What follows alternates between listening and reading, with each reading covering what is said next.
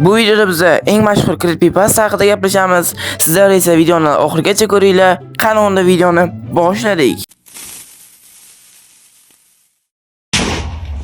Siz YouTube'da yangimisiz? Sizga sifatli dizaynerlar kerakmi?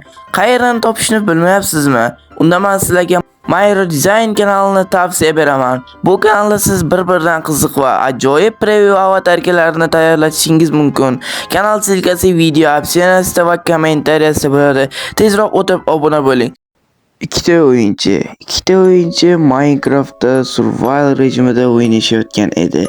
Ularning hamma narsasi o'ziga deyarli yetarli edi va ularda boshpanasi, hattoki mana bunaqa katta binosi ham bor edi.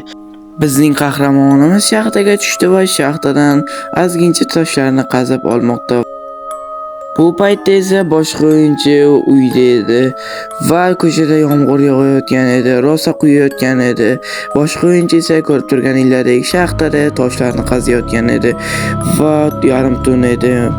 Ichkaridagi o'yinchi esa temirlarni qo'yganini olib oldi va temirlarni o'zini inventariga solib qo'ydi va bu yerdan esa o'ziga bolta yasab oldi, ya'ni tapor yasab oldi. Endi o'yinchimiz tashqariga chiqib daraxtni chopmoqchi edi. Xo'p, birin-ketalik bilan daraxtlarni ham chopyapti, asta-sekinlik bilan.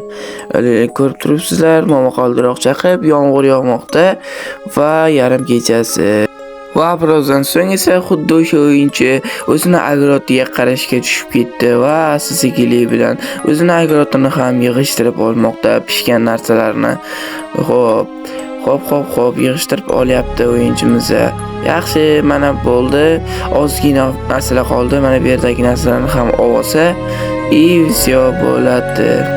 Xo'p, yaxshi.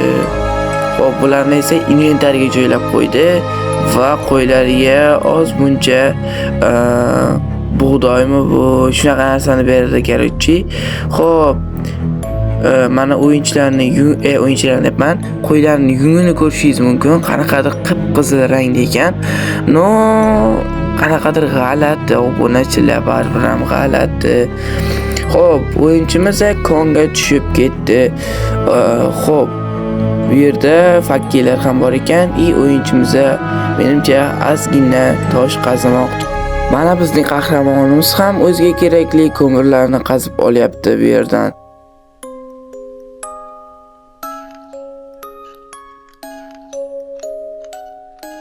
Xuddi shu joyda esa sherigi o'yindan chiqib ketadi.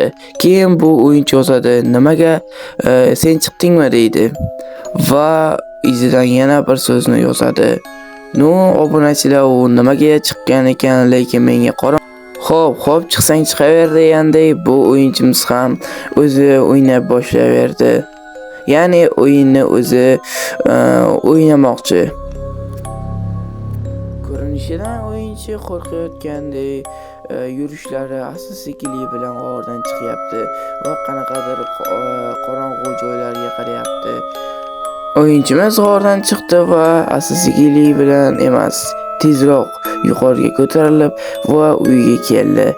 Ana, o'yinchi ham uyga kelib va derazasidan tashqariga qarayapti. Hech kim yo'q, lekin hali o'yinchi bilan g'alati voqealar sodir bo'lyapti va mana bu o'yinchining oldida esa peshtaxta bor edi. Peshtaxtada esa shunday yozilgan edi. Buning tarjimasi esa tok o'chib qolgan degan ma'noni anglatar edi. O'yinchimiz g'alati bo'ldi. Qanaqasiga degan. Ya'ni o'yinchi tok o'chib qolgan bo'lsa Minecraftda yo'q bo'lishi kerak u.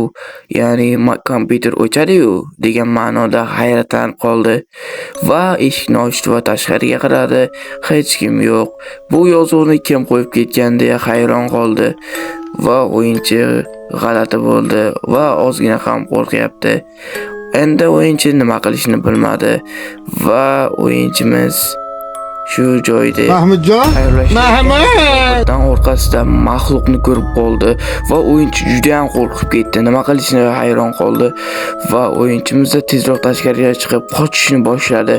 Maxluq esa uni ortidan ta'qib qilyapti. Xo'p, obunachilar, davomi nima bo'ldi desanglar, davomida o'yinchi, ya'ni horror maxluq o'yinchini o'ldiradi va shu joyda hikoyamiz tugaydi. Hammaga rahmat obunachilar. Bugungi videorolikimiz shundan iborat edi. Videoga like bosib, kanalimga obuna bo'lib qo'ying. Eng qo'rqinchli creepypasta videolar hali oldinda.